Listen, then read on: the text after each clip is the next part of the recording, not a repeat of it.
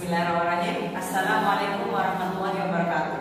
Waalaikumsalam warahmatullahi wabarakatuh. Saya di sini akan menjadi sebagai moderator, yaitu membawakan debat tentang koin versus cash, yang dimana itu adalah sebuah peraturan yang ada di Pondok Pesantren Al-Islam. Dan sedangkan peraturan Pondok Pesantren Al-Islam yaitu merekomendasikan koin untuk santri untuk membeli barang atau jajan-jajan yang ada di pondok. Dan sedangkan cash itu sangatlah dilarang bagi kita semua. Oke, sebelum kita mulai perdebatan, kita harus menentukan pro dan kontra. Pertama, yaitu silakan salah satu dari kelompok dari dua baris ini maju untuk berswing untuk menentukan siapa yang pro dan siapa yang kontra, atau siapa yang setuju apa yang tidak setuju.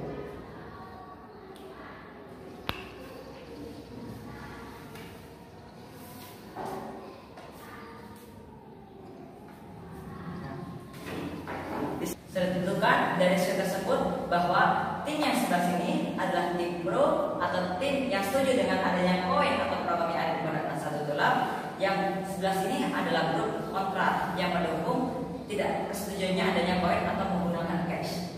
Oke, kita mulai dari perdebatan ini dengan Bismillahirrahmanirrahim. Bismillahirrahmanirrahim. Oke, kita mulai debat pertama, yaitu pengeluaran argumentasi dari tim pro atau tim yang mendukung adanya koin. Persilahkan.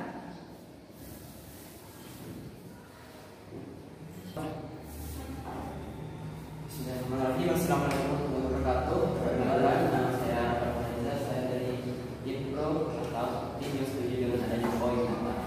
Kenapa saya setuju dengan adanya koin data? Karena dengan koin itu melatih kedisiplinan kita. Melatih bukan disiplin dalam segi apa, tapi disiplin dalam segi mengatur keuangan.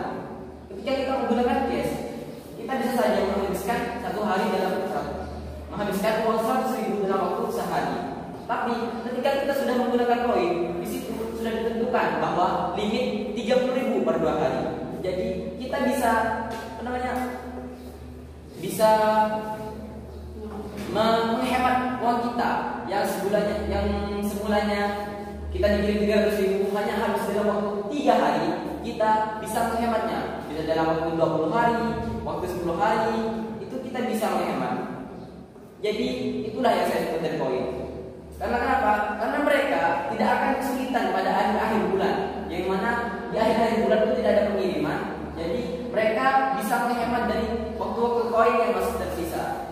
Jadi jika mereka menggunakan cash, bisa saja mereka sudah menghabiskan koinnya pada 3 hari pertama atau 5 hari pertama. Mungkin cukup sekian dari saya. Wassalamualaikum warahmatullahi wabarakatuh.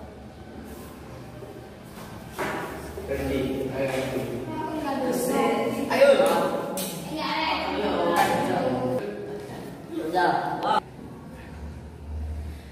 Itu argumen yang cukup baik dari seorang Arafel Reza dan menjelaskan bahwa kita harus bisa belajar disiplin dengan adanya koin. Dan kita lanjut, siapakah yang akan membantah argumen dari si Arafel Reza? Saya persilahkan untuk tim kontra atau yang mendukung adanya cash. Saya persilahkan.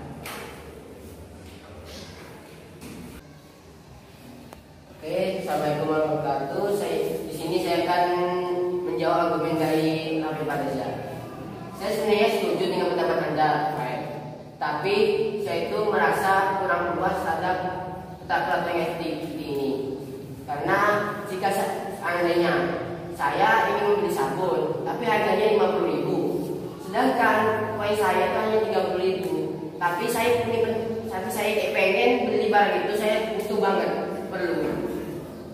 Jadi saya harus menunggu 2 hari kemudian untuk mengumpulkannya menjadi 60 untuk membeli barang tersebut.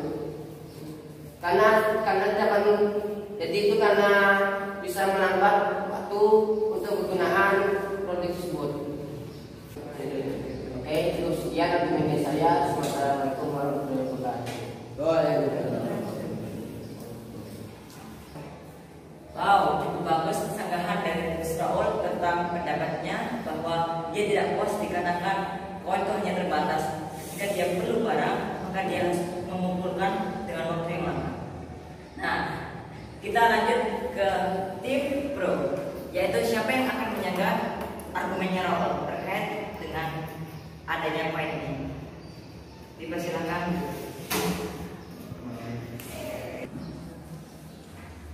Assalamualaikum warahmatullahi wabarakatuh. Saya berbeda dari kelompok pro yang akan menyanggah dari argumen Liverpool. Benar memang barang yang ingin kamu butuhkan itu lebih dari 30. Tapi kamu itu bisa mengambil koin lebih ke petugas koin karena kebutuhan itu tidak untuk jajan kamu tapi bisa untuk kebutuhan kamu yang lebih dari 20. Itu yang koin mengambil 30 dalam 2 hari itu bisa menghemat kita jajan kita yang ada di pondok.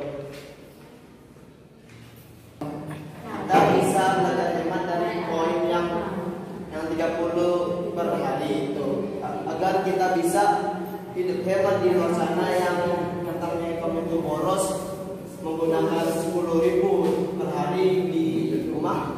Kita bisa menggunakan 30 per hari di rumah. Biar kita bisa ingin cepat kaya atau kita harus belajar hemat dari masa ini. Cukup sekian dari argumen saya. Assalamualaikum warahmatullahi wabarakatuh. Wow, cukup bagus dari argumen sahabat terus berkaitan tentang kita harus menghemat dalam menggunakan koin. Sekarang kita lanjut kepada tim kontra maksud saya yang akan menyanggah tentang argumen Badrus atau argumen Rafael. Mungkin siapa? Saya persilahkan. Assalamualaikum warahmatullahi wabarakatuh. Perkenalkan nama saya Abdul Salam. Saya akan menyanggah argumen dari Badrus Soleh. Memang benar, kita bisa meminta koin lebih dari 30 ketika kita benar-benar membutuhkan barang yang barang tersebut harganya lebih dari 30. Namun bagaimana dengan barang-barang yang ada di luar pondok? Sedangkan koin tidak bisa digunakan di luar pondok karena di peraturan pondok juga ada tidak boleh belanja di luar. Dan sedangkan di luar banyak jajanan-jajanan atau makanan yang sangat menyegarkan selera, namun kita tidak bisa beli-beli di luar dikarenakan peraturan yang ada di dalam pondok. Sedangkan di dalam pondok ini masih tidak lengkap, tidak mengerti apa yang dibutuhkan oleh santri, seperti di kantin. Itu dia hanya masih kurang perfect bagi santri yang ada di sini. Dan ya bagaimana lagi kita tidak bisa berbelanja di luar karena harus menggunakan koin. Cukup sekian argumen dari saya kembalikan ke Cukup bagus argumen dari Hafifi yang menjelaskan tentang bahwa kita tidak bisa membelikan hal-hal yang kita inginkan atau yang kurang puas karena fasilitas pondok atau makanan seperti yang digantinya tidak lengkap. Kita lanjut kepada argumen yang mau disangka, argumen Hafifi yang mau disangka seperti itu. Saya persilahkan Bro. Perkenalkan nama saya Maulana Ibn Al-Arabi dari tim pro akan menyenggah argumen dari Abdul Salam. Aturan berbeda di luar itu adalah aturan lain. Tidak peduli Anda pegang koin atau cash, itu tetap tidak boleh beli di luar. Dan pada dasarnya adanya koin bertujuan untuk meminimalisir beli di luar. Cukup sekian argumen dari saya.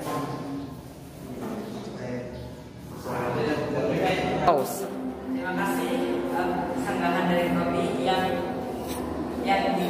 disampaikan adalah bahwa beli-beli itu adalah lain aturan. Jadi kita lanjut kepada tim kontra atau tim yang mendukung katanya guys. Saya persilakan untuk menyampaikan argumen dan menyampaikan argumen dari Assalamualaikum warahmatullahi wabarakatuh. Waalaikumsalam. Perkenalkan dari tim kontra.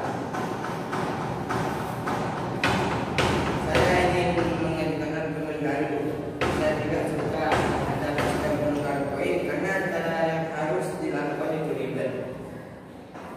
Harus mengambil dulu kartu identitas kayak di tol itu dan koin dan nunggu sampai pada hari itu. Dan saya tidak suka koin karena 30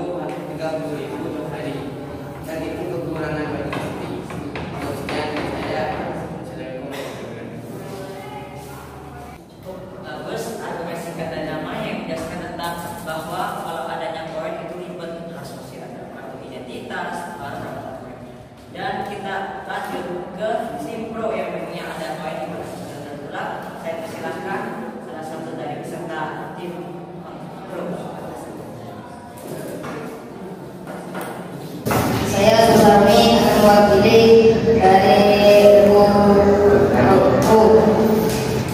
justru karena ribet itu, ketika kita ingin ya kita harus menyiapkan barang yang harus disiapkan, dan itu akan menjadi salah satu syarat kita untuk menjadi disiplin kedepannya agar bisa mengatur waktu dengan baik dan benar. Sanggahan yang sempat singkat bersama dengan balasan dari tim kontra. Sekarang kita lanjut pada tim pro lagi. Siapakah yang akan menyangga dari seluruh argumen yang telah disampaikan oleh tim pro? Jadi untuk tim kontra saya persilakan. Assalamualaikum warahmatullahi wabarakatuh. Saya dari kelompok kontra akan menjaga argumen dari semua pihak.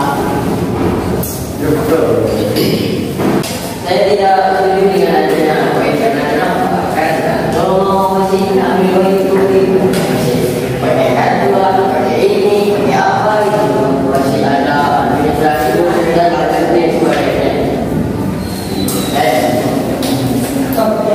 Apalagi kalau kerjanya tidak bersih, beli kerja sudah kerjanya udah naik, saya kerjanya ada 20.000, 30.000, tapi 50.000. Apalagi kalau saya minta bilang sampai 5 kali, berapa itu? Dan apa?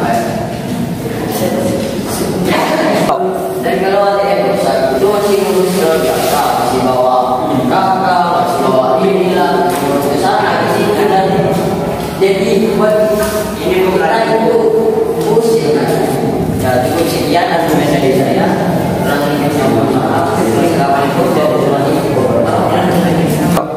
Terima kasih argumen dari Danupe yang dimana bersama menjelaskan tentang keribetan dalam menukarkan koin.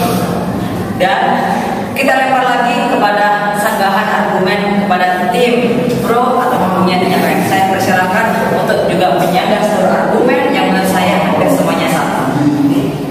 Saya persilakan.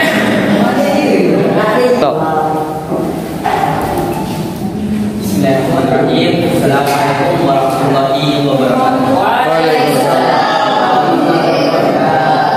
Jadi di sini saya akan menyanggah untuk pertama kalinya yang sebelumnya saya menyampaikan argumen. Jadi di sini saya akan menyampaikan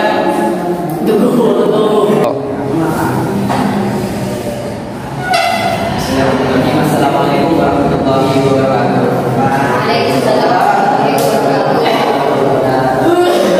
Perkenalkan, nama saya Rahmat Reza. Jadi saya kali ini tampil kedua kalinya setelah yang pertama saya mewakili dari sisi pro untuk menyampaikan argumen, dan sekarang saya akan menyanggah argumen dari argumen kelas. Jadi untuk yang tadi yang pertama keribetan, untuk keribetan sudah dijelaskan oleh Roni bahwa ketika kita ribet itu akan menjadi pelatih kita untuk menjadi lebih disiplin. Yang kedua untuk masalah apabila ada kartu rusak, kartu hilang, itu dari kita sendiri. Untuk yang pertama yaitu tentang keribetan, itu sudah dijelaskan oleh Roni dan Roni, yang mana itu akan menjadi tentang proses cepat. Lalu yang kedua, ketika ada ATM hilang, kartu rusak atau segalanya itu tergantung dari kita sendiri. Ya apabila kita sudah bisa menjaga mungkin tidak ya, seperti kalau kita tidak bisa menjaga, apalagi nanti ke depannya hal yang besar seperti ATM yang di luar sana. Bagaimana nanti kita menjaganya kalau itu saja bisa hilang? Jadi kita harus menjaga barang yang kita miliki, walaupun itu sedikit apapun. Selagi itu masih bisa digunakan untuk kita, dan itu berharga untuk kita, jagalah. Mungkin sekian dari saya.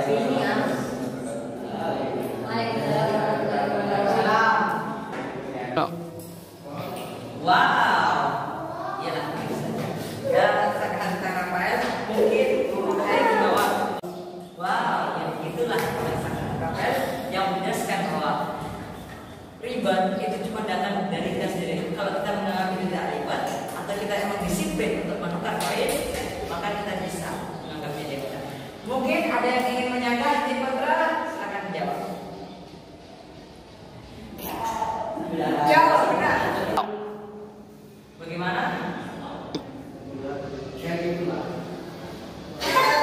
Ya.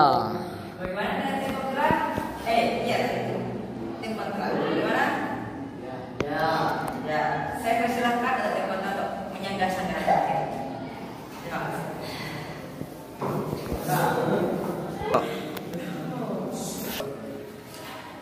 Assalamualaikum warahmatullahi wabarakatuh. Waalaikumsalam warahmatullahi wabarakatuh. Ini saya akan mewakili dari grup kontra. Saya setuju dengan pendapat Anda, Rafael. Tapi saya yang bikin paling menjengkelkan pas lagi menurunkan koin itu, kena pajak 55.000 dan harus menyusahkan koin minimal 15.000. Contohnya, satu saya tinggal 20.000. Dengan saya ingin mengambil semuanya, tapi dari pihak koin harus menyisahkan 15.000. Jadi saya bisa cuma ambil 5.000 saja. Cukup sekian dengan dari saya. Wassalamualaikum warahmatullahi wabarakatuh. Terima kasih atas argumen Raul yang menjelaskan tentang bahwa proyek kita tidak bisa menyisihkan kan? Ya, memisahkan.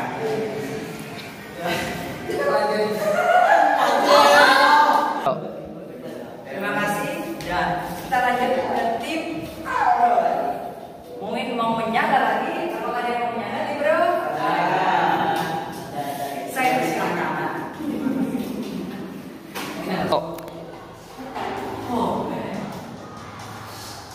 Assalamualaikum warahmatullahi wabarakatuh. Waalaikumsalam warahmatullahi wabarakatuh.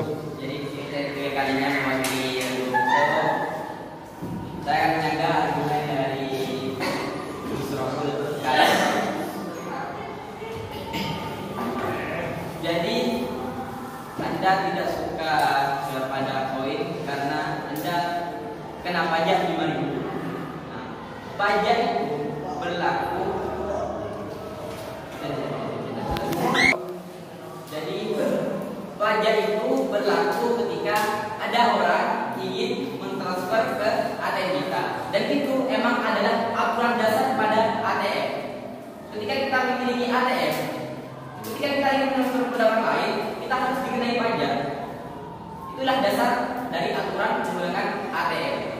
Jadi jika Anda tidak ingin terkena pajak, ya gak usah pakai ATM. Sebentar koin di sana nggak apa-apa. Kayak saya punya ATM di sana. Ini saya punya koin di sana. Mungkin itu dari saya. Assalamualaikum warahmatullahi wabarakatuh. Tiga. Wow, akhirnya mematikan.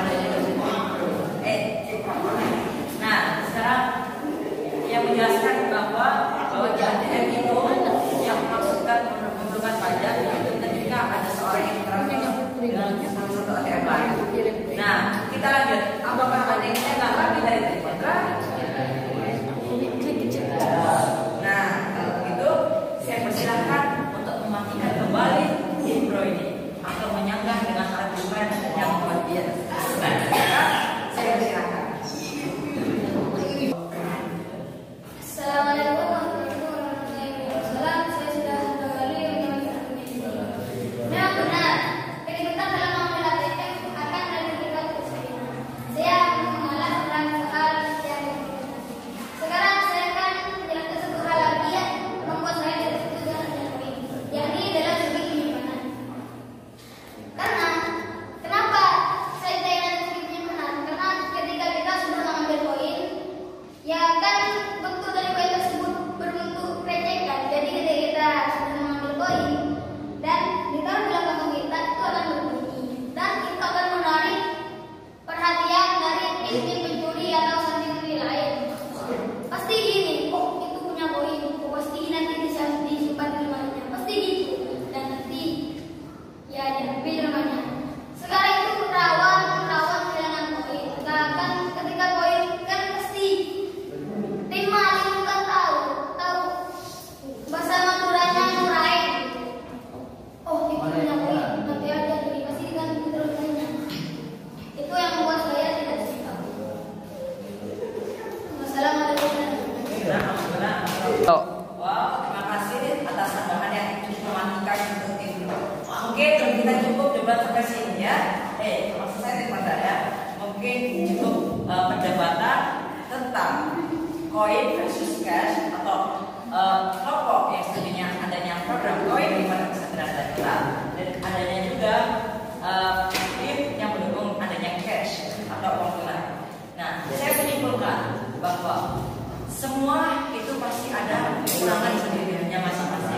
lainnya cash.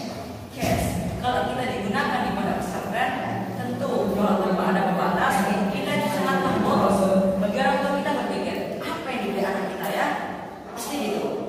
Ada yang sampai 1 juta kalau cash, ada juga yang banyak. Terus ada juga kekurangannya dari koin. Sudah mudah untuk hilang. Ketika dibawa kemana-mana, dan kita tidak tahu. Terkadang ketika koin itu jatuh, itu tidak bisa terjadi.